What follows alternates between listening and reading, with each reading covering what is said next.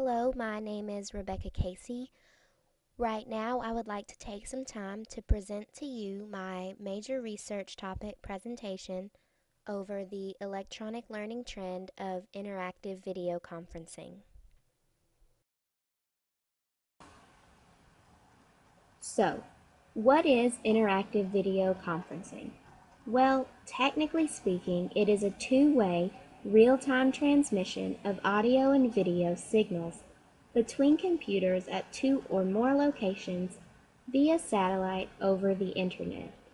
This basically means that the people that are connected in a meeting or a conversation can both see and hear each other in real time. Interactive video conferencing was not initially developed for use in the classroom.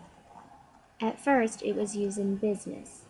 Important people could attend meetings without actually being in the office. They could essentially phone it in, but also be seen by their colleagues. Colleagues could hold meetings with affiliates across the globe. Another thing interactive video conferencing is used for is to simply keep in touch with family and friends who do not live close to you. Family and friends can share important moments in their lives using this technology. Interactive video conferencing is useful in the world of business and our everyday personal lives. We will soon see that it can also be a valuable learning tool in the classroom. Interactive video conferencing has many applications in the classroom. Most of them come from video conferencing's ability to connect people regardless of distance. Students can learn from other students. They can also have more opportunities to listen and ask questions of experts in many fields. I want to explore some of the real-world specific applications of interactive video conferencing in the classroom. One place interactive video conferencing can come in handy is in foreign language classrooms. Students can actually practice the language they are learning with other students in another country who speak the language as their native language. This is useful to both students as they are both practicing conversing with someone in a new language. Along with learning a new language, students can also learn about new cultures. There are programs being used now to help Latin American students and American students learn about each other's cultures and traditions in a cultural exchange using Skype. With interactive video conferencing, students can really go anywhere in the world. For example, one teacher has put her students in contact with scientists in Antarctica to learn about the scientific progress being made there. There are even more benefits to using interactive video conferencing in the classroom. This tool can not only be used to connect students to other students, it can also be used to connect your classroom to experts on history, science, a particular country, or anything your students might be interested in. For example, a teacher in Missouri was teaching a chapter of American history. One of her students asked about something in one of the pictures of Alexander Hamilton. Well, as a special treat for her class, she had an American history expert all the way in Philadelphia explain things to the class and answer more of their questions via Skype. It was a very exciting time for her classroom. With budgets getting smaller, time with students becoming more and more valuable, and more liability issues than ever, field trips have really gone by the wayside. No money for a trip? No problem. With several sites offering free video conferencing, a teacher can help her students travel anywhere in the world. Teachers can also benefit from the use of interactive video conferencing. They can use the tool to connect to other teachers in their field and discuss techniques. They can also use it to connect to their mentors and continue learning from them no matter where they end up teaching. They can use it to connect to experts in their field to further their understanding of their content area, therefore enriching their students' education. Now I would like to show you a story about a classroom using Skype to connect with students all the way in Germany. To create a global classroom. More and more schools are using the internet to expand their learning environments outside school walls, and that's exactly what some Lancaster County students did recently as they interacted with other teens from Germany without ever leaving their school. Students gathered around computer laptops is certainly nothing new these days, but these teens at Mannheim Central High School are using the internet to expand their horizons.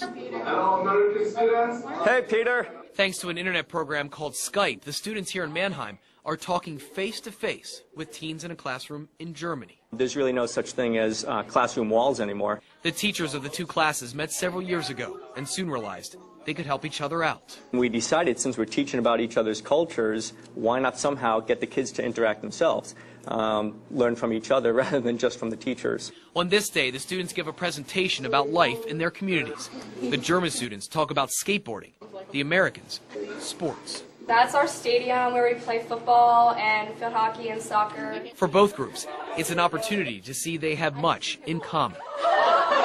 It's first-hand experience. You're not just reading about, oh, what kids do over there. You're asking them and seeing their different interests and hobbies. They're just normal kids like us.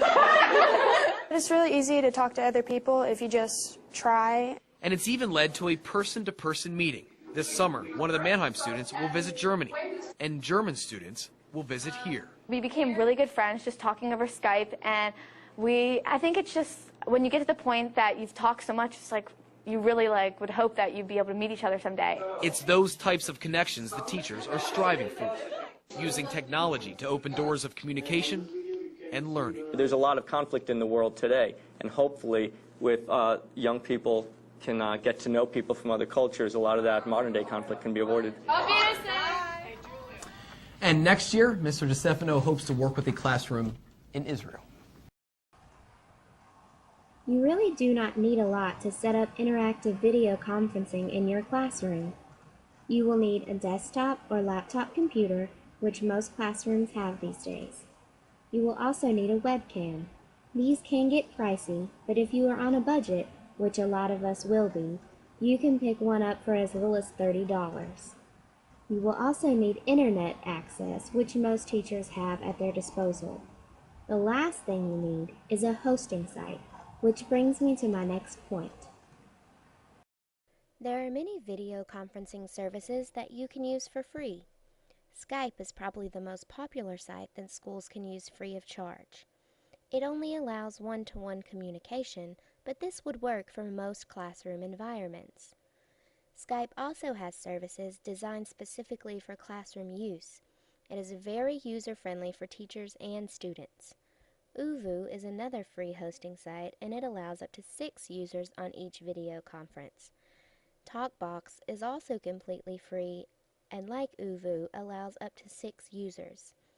If you want to pay for a service, there are things like GoToMeeting available. GoToMeeting is a useful site to know about if you want to connect with many people at one time. You might have to pay for it, but it is a very reliable service with an easy setup process. The Common Core will be something we will all have to learn to incorporate into our classrooms. I will be teaching science at the secondary level. The Common Core standards state that students should be developing narrative skills that will allow them to be able to write down their procedures precisely enough that other students could perform the task successfully from their instructions. I think a good way to put this to practice could be to use interactive video conferencing. Students could write out their procedures for a lab experiment. They could email their instructions to a classroom anywhere in the world that could read English. Then, via Skype, they could watch the students attempt to follow their instructions. I think this would demonstrate to them the importance of scientific writing. It has to be very clear, and you cannot leave out any steps even if you think they are understood. I think watching another classroom attempting to follow their instructions could really drive this point home. Here are some links to websites that are helpful in interactive video conferencing. These are sites I talked about that are available to use as video conference hosting services. Notice the Skype link does not just take you into Skype. It takes you to the specific services available for teachers to use to expand their classrooms. This is my bibliography. They are articles I read to learn about interactive video conferencing in the classroom. Each article can be found in the online UAM library. Each contains interesting stories and information about using interactive video conferencing in the middle and secondary school levels of education.